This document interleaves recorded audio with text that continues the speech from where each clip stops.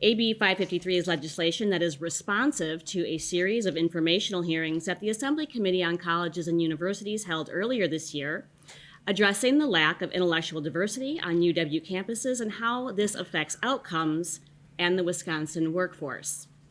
Its substance is informed with evidence delivered to us through the results of a UW system-wide survey of over 10,000 students conducted last year that revealed serious concerns about the support for freedom of speech and expression on campuses and on students' lack of knowledge about the protections of the First Amendment.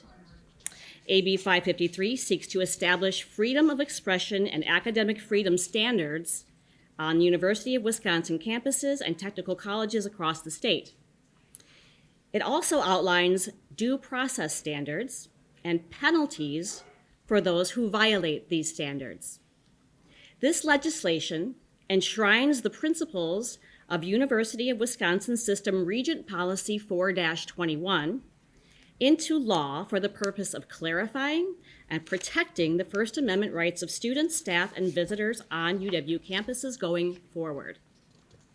If a UW institution or Wisconsin Technical College violates this policy more than one time in a 5-year period, that institution's tuition will be frozen for a period of 2 academic years.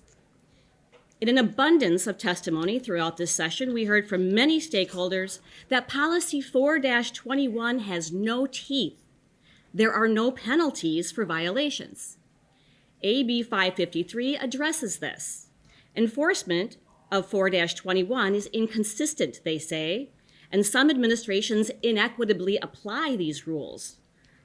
While the bias reporting thought police run around campuses threatening severe action for merely expressing a thought that might offend someone, the UW Student Free Speech Survey results tell us more and more that students, particularly those with conservative viewpoints, choose to self-censor rather than participate in meaningful discussion and debate.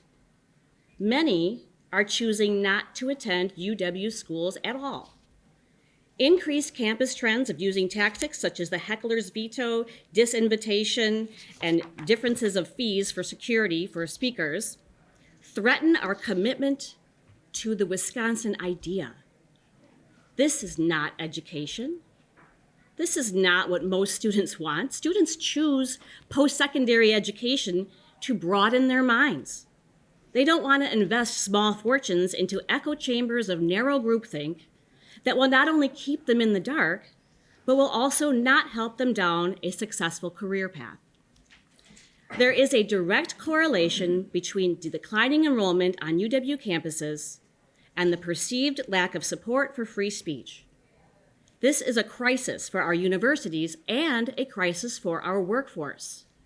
AB 553 by no means is a solution to the cultural attack on free speech, but it is an opportunity for the legislature to lead and to unify behind the First Amendment and behind the fearless sifting and winnowing by which alone the truth can be found.